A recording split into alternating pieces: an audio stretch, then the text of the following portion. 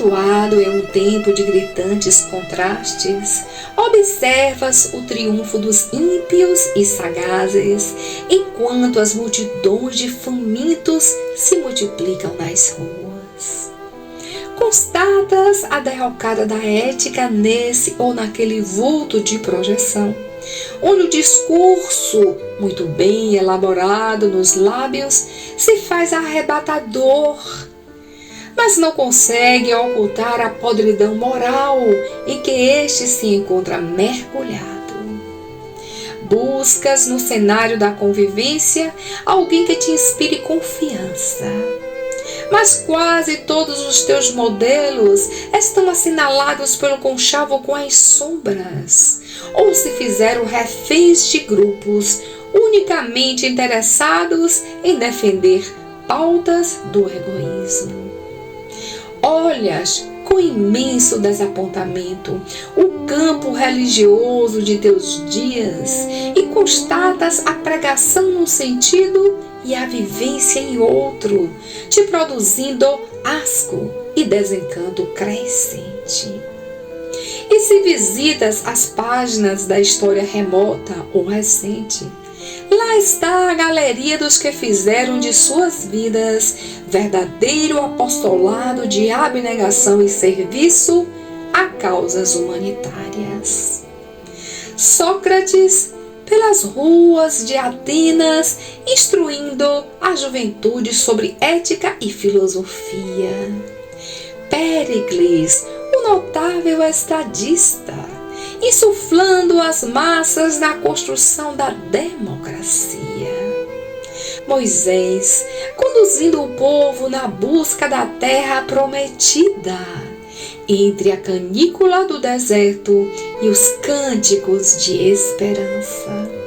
Mais tarde, bem mais tarde, Martinho Lutero e suas lutas pela reforma de sua igreja, que havia se divorciado de Jesus. Jean Hus e sua pregação contínua em favor da revivescência do Evangelho na sua pureza primitiva. Os heróis das artes, da música, da ética, da religião e da política passaram. Teu olhar tenta enxergar um paradigma que arranque as massas da letargia, que inocule a esperança, que produza novo fermento entre os desiludidos. Sob manipulação diária, milhões de seres humanos seguem vendo sem enxergar, ouvem sem escutar e perderam momentaneamente a capacidade de discernir. Simplesmente acreditam, confiam cegamente, se deixam robotizar e arrastar por falsas lideranças. O lobo sabe muito bem como usar a vestimenta do cordeiro. O gavião se fez pomba mansa. A serpente imita a minhoca inofensiva e o coiote jura proteção ao galinheiro. Onde localizar o herói de tua imaginação fértil? Alguém que encarne o ideal de desprendimento, de trabalho em favor de todos, que transite entre diferentes sem anátema, que não jogue no lixo princípios morais quando as circunstâncias lhe sejam desfavoráveis e que não mercadeje com o apoio alheio, pactuando com o atraso e a insensatez. Lembra-te, uma vez mais, do herói da cruz. Sua causa residia acima dos interesses de César. Transitou entre corrompidos e corruptores e não se deixou tisnar pelas águas turvas das falácias de ocasião. Ceou com indignos e não teceu julgamento de suas condutas. Constrangido a opinar num caso suposto de adultério trazido ao ambiente público, perguntou quem estava isento de erros e conseguiu poupar aquela vida frágil de um julgamento arbitrário, não endossando seu equívoco numa sociedade misógina e preconceituosa. Intimado a demonstrar seus poderes ante sua prisão, fez-se estátua de silêncio, entregando-se a Deus. Seu trono foi uma cruz de infâmia e loucura coletiva, patrocinada pela obsessão que tomou conta de milhares. Aqueles a quem ajudou desertaram, os curados simplesmente sumiram. E ele, por amor, volveu da noite triste do sepulcro para reimplantar seu programa de governo nos corações desalentados.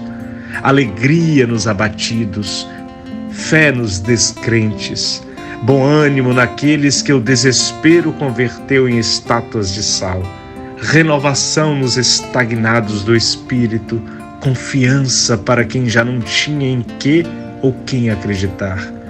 Se algum estado pessimista de alma começar a construir em tua intimidade um reino de ilusão e desesperança, azedume e amargura, acautela-te contra esses algozes da alma. São tiranos da esperança, carrascos implacáveis da fé e estão a serviço da amargura. Imuniza-te contra esses vírus cruéis. Vai à farmácia de Deus e sorve o xarope do júbilo. Reergue teu otimismo combalido. Investe nas flores, vencendo baionetas.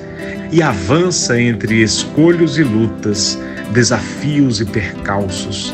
Se o tempo presente não te sugere um herói que venha salvar o mundo dessa anarquia e da atual crise de valores, recorda Jesus, toma-o por modelo e guia, e segurando na mão de Deus, prossegue tua marcha. Nada nem ninguém pode te arrebatar do esquema divino. Marta, página mediúnica do Espírito Marta, psicografada pelo médium Marcel Mariano no dia 16 de outubro de 2022, Juazeiro, Bahia, Brasil. Mas onde? Em que lugar da terra Jesus propôs o castramento das possibilidades iluminativas e evolutivas da criatura humana? Ele jamais fez censura, julgamento contra qualquer tipo de comportamento que o cercava. E certamente Jesus conviveu com pessoas depravadas, promíscuas, vulgares, criminosas, que carregavam cruzes de crimes e de assassinatos cruéis internos, e ele sabia que aquelas ovelhas estavam doentes. Mas ele sabia separar a doença do doente. Com a doença, a nossa tolerância tem que ser zero. Com o doente, a nossa tolerância tem que ser 10. Porque o doente é a pessoa humana. É o homem, a mulher, a criança, o jovem, o velho, que fica rabugento, que fica difícil de conviver, mas ele tem uma história. Ele não é apenas o corpo em que ele se manifesta na atualidade. Ele é um espírito imortal que vem atravessando inúmeras reencarnações e em cada uma delas cometeu equívocos, acertou, errou, caiu, se levantou, produziu luz, produziu sombra apagando a própria claridade. Então ele chega hoje como sendo o somatório do que se fez ontem, será amanhã o que se faça hoje. Pecado. Vamos fazer um favor a nós mesmos, em nome da saúde mental. Pegue a palavra pecado e tudo quanto ela significa, coloque no vaso sanitário e dê descarga. Ele deve ir para a fossa. A palavra pecado é um verdadeiro palavrão. A palavra de ordem, conforme a doutrina espírita recomenda, é responsabilidade. O jovem tem que ter responsabilidade, não só ele, o adulto, o idoso.